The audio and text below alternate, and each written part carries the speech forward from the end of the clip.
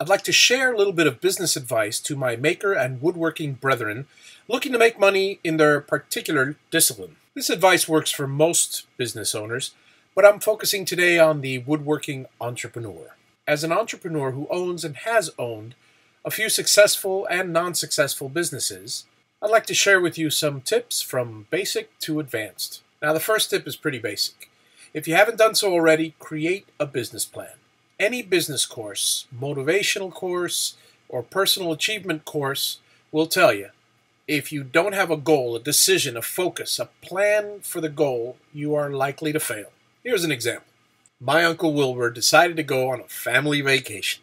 So he got into his car from Miami and he started driving. 16 hours later, he ended up in Madison, Indiana, and he gets outside of the car and says, "This doesn't look like Disney, and where's my family?" While this may be a slight exaggeration, while you have a clear destination in mind and a plan to get there, you're likely to arrive there sooner. Write down your goals and plans.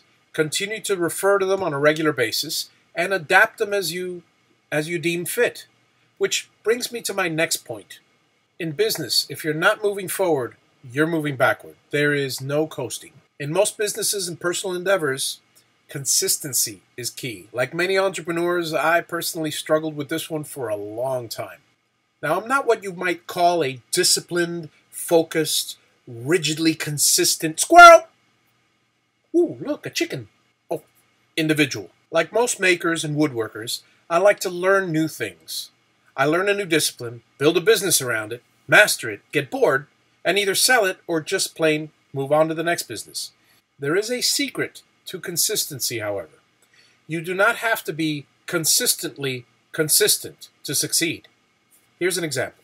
Now, Uncle Wilbur had a seasonal woodworking business and decided to start a YouTube channel so he can share his craft, inform the customers, and increase his, he loved the limelight. Jazz hands. He posted 30 videos one week before his Harvest Festival event, and 6 months later, before the next event, another 30. He made a full year's salary on one event alone, and he had 2 of them. Yet Uncle Wilbur was destitute and had no YouTube subscribers. Why was that? Well, Uncle Wilbur is not what you would call a consistent character. I mean, as fast as he made the money and as fast as he made the videos, that's how quickly he spent the money. So the rest of the year, he was out doing odd jobs trying to pay the bills. When I say you don't have to be consistently consistent, I mean just that. If Uncle Wilbur budgeted himself rather than spending it all at once, and he'd scheduled all his videos to be week after week after week, he would have gained a following and had plenty of money to spend all year long. This lesson is valid in any aspect of business. While major life choices and major decisions in business are few, far between, and happen like that, it's those moments in between that make or break these choices. Now, my third and final tip is probably the most useful by far to any entrepreneur growing their business. Word of mouth beats any other advertising or marketing plan. Hands down. A number of years ago, I started a sign business. I paid for a prime location. I built a display to rival all others. I purchased a targeted mail list and sent out 15,000 custom flyers to let them know what I was about and why I was different.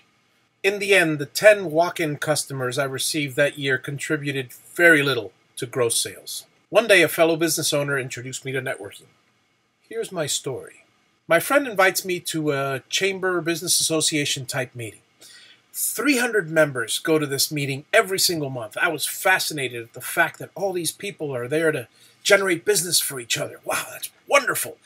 I walk in and people are coming up to me, and this person comes up and says, "Hi, my name is so-and-so from so-and-so insurance, and I sell health, home, auto, home life, blah, blah, blah, blah, blah." Yada, yada, yada, goes on, hands me a business card. I go, "Oh, thank you very much." And he goes, "And my name is..." They're moving on to the next person. I came home that day with 40 business cards. Probably 30 from the same insurance company, and I can't even remember their name. I stayed for the lunch and met a few good people, so I continued going. Something strange happened to me the very next meeting. A woman came up to me, didn't shove a card in my face, didn't try to sell me anything. She asked me about my business. It was incredible. I mean, and I told her all about it. She wanted to know every aspect. And then she said, well, why don't you come and join us? We have a group of business owners that meet for breakfast. And we send business to each other. I was curious. I'll tell you, that morning was an experience I will never forget. A couple of guys greeted me at the door. They were genuinely interested in what I did. They didn't try to sell me anything either. They said, how could I help you? Well, these are the highlights. This was a BNI meeting. There is only one type of business owner permitted in each group, so there's zero competition. You like numbers? Well, an average BNI group size is about 30 members. And considering each person knows 250 close friends and family members in varying degrees of disciplines and 1,000 or so clients, you've now been put in front of 50,000 people. Everything you say will be passed on to these 50,000 people. That's a lot of word of mouth. In my short 7 years in BNI, I took a sign business from deep in the red to break even, sold it, bought a painting contracting business, and took it to a point where I now spend the majority of my time on my woodworking hobby. This isn't a sales pitch. I have no affiliation with BNI other than I attended as a member, and I haven't attended for a couple of years. But to my fellow woodworkers, carpenters, furniture makers, metalworkers, makers in general, if you are in this for the financial gain, I recommend you go at least visit one local BNI chapter meeting in your area. They're global, they're everywhere.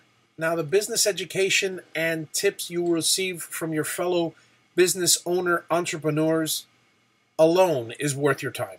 And I got to tell you, when you have a group of like-minded people where the core philosophy is givers gain, there is no limit to what can be achieved.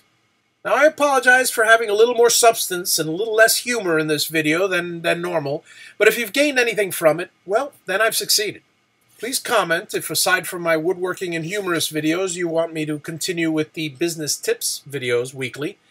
I've been an entrepreneur for 30 years, and I've got a lot of good advice to share, as well as a lot of mistakes.